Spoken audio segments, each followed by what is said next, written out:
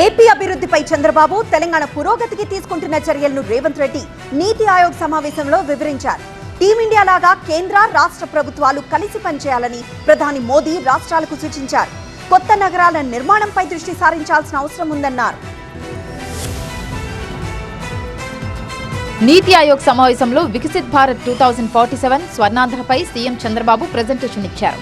NDA ప్రభుత్వంలో సాధించిన ప్రగతిని వివరించిన చంద్రబాబు దేశ రాష్ట్రాభివృద్ధికి దోహదపడే వివిధ అంశాలను తన ప్రెజెంటేషన్లో ప్రస్తావించారు. ఏపీలోని సంక్షేమ అభివృద్ధి కార్యక్రమాలను చంద్రబాబు వివరించారు.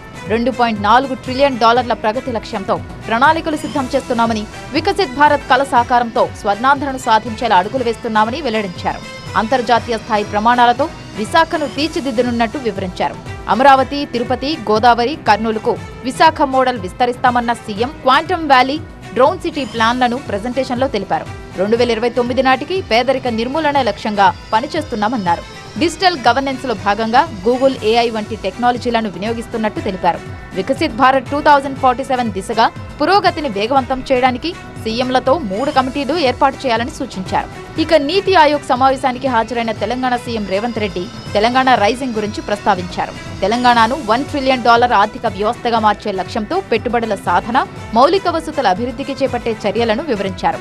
ఐటీ, ఫార్మా, పట్టణీకరణలో భవిష్యత్ కార్యాచరణ, RRR, రేడియల్ రోడ్లు, dry port, young India sports university, యువతకు నైపుణ్య శిక్షణకి తీసుకుంటున్న చర్యలను వివరించారు. రాష్ట్రంలో అమలు చేసిన రుణమాఫీ, వరికి బోనస్, సన్నబియ్యం, ఉచిత బస్సు ప్రయాణం, 200 యూనిట్ల లోపు ఉచిత విద్యుత్, $500 సిలిండర్ కార్యక్రమాలను ప్రస్తావించారు. ఎస్సీ వర్గీకరణ, కులగణన, బీసీలకు 42% రిజర్వేషన్లు కల్పించాలన్న తీర్మానం వంటి విషయాలను కూడా వివరించారు. మరోవైపు ఏపీ గ్రోత్ బ్లూ ప్రింట్పై ప్రధాని మోదీ ప్రశంసలు కురిపించారు.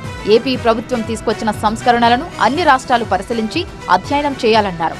చంద్రబాబు చెప్పిన పలు అంశాలు వికసిత్ భారత్కు ఉపయోగపడేలా ఉన్నాయన్నారు. 2047 నాటికి వికసిత్ భారత్ లక్ష్యాన్ని సాధించేందుకు రాష్ట్రాలు భాగస్వామ్యం కావాలన్నారు. టీమిండియా లాగా కేంద్ర, రాష్ట్ర ప్రభుత్వాలు కలిసి పనిచేయాలన్నారు.